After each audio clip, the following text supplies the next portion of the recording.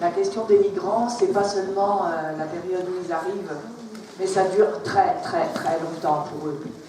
Parce que après, justement, les démarches en tant que pouvoir accepter le fait qu'ils puissent faire une demande de droit d'asile, hein, c'est des périodes là où les personnes qui sont intervenues justement œuvrent à ce que ça puisse se passer le mieux possible. Mais il faut savoir que ça dure des années et des années après. Ce qu'il faut aussi comprendre, c'est qu'il y a 5-6 ans, dans les demandeurs de droit d'asile, il y avait environ, c'est pas des chiffres exacts, mais environ 80% des personnes qui avaient un asile et 20% de déboutés.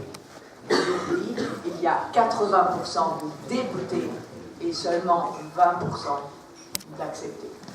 Voilà. Et cette population-là, c'est une population qui, depuis 4 ans, 5 ans, sont en France. Les enfants sont scolarisés, parce que pendant qu'ils sont en centre d'accueil des demandeurs d'asile, qui a de multiples formes en France, il y en a où c'est effectivement des centres, quand on entend centre, on pense à rétention, justement, que c'est très fermé, etc. À Quimperlé, ce sont des logements disséminés dans toute la ville. C'est pas du tout un ghetto. C'est quelque chose, justement, pour une fois, on peut dire, voilà, il y a des choses, il y a des expériences qui sont bien faites.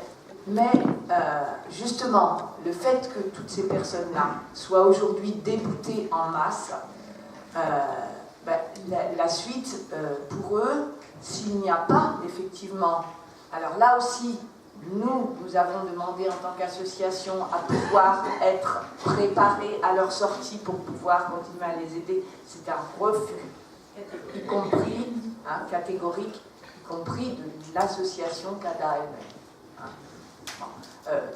On n'a pas d'illusion sur le fait que ce sont des ordres gouvernementaux. Là, je parle en mon personnel, j'avance. Voilà. Ces familles qui ont vécu des traumatismes de guerre, il ne faut pas l'oublier, même si c'est vrai qu'au bout de 3-4 ans, quand on les rencontre dans la rue, on pense que voilà, ce sont des gens comme vous et moi. Vous savez, le passé qu'ils ont, le traumatisme de guerre, ils ne l'ont pas encore digéré en 3-4 ans. Surtout qu'on ne leur a fait aucun cadeau. Aucun cadeau. Ce ne sont pas des cadeaux que l'accueil en France pendant ces mois-là. Et donc, quand ils sortent, eh bien, ils sortent avec rien. Avec éventuellement la menace d'une OQTF, donc d'une obligation de quitter le territoire. Mais c'est même pas concrètement. Ils ne savent pas. Ils ne savent pas.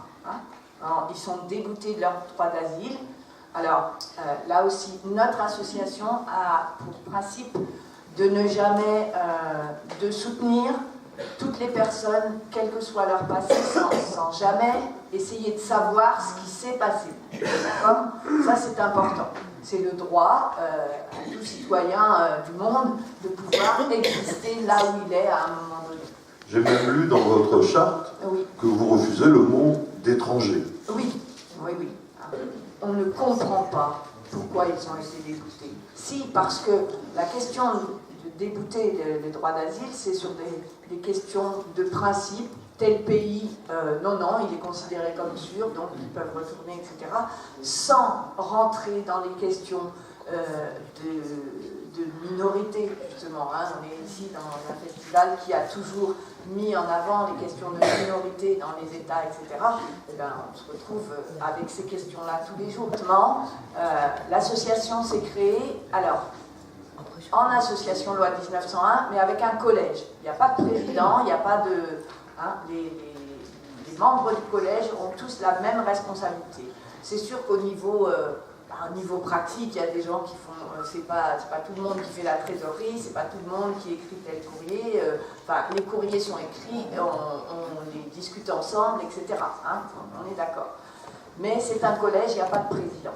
On a interpellé les pouvoirs publics pour pouvoir avoir des logements mis à disposition par les municipalités.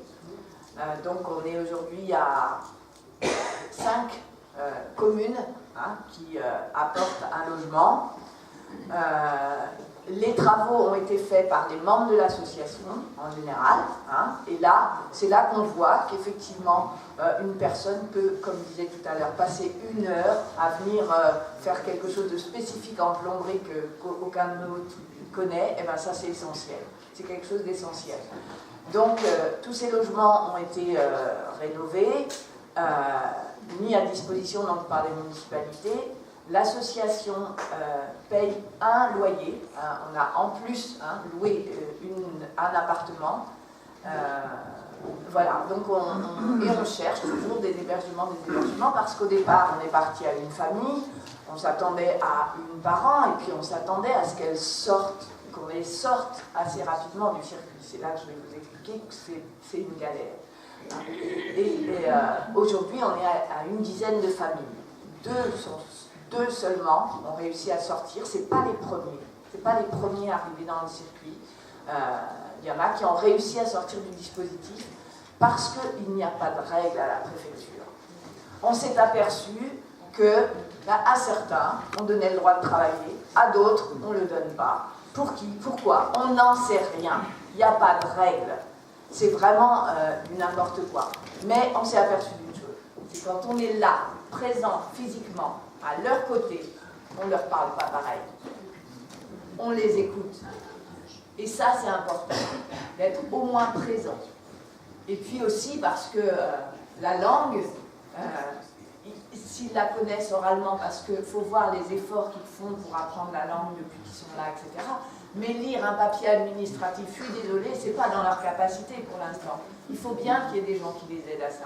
Or, je suis désolée, justement, en France, il n'y a pas de structure administrative de droit public qui puisse les aider à ça.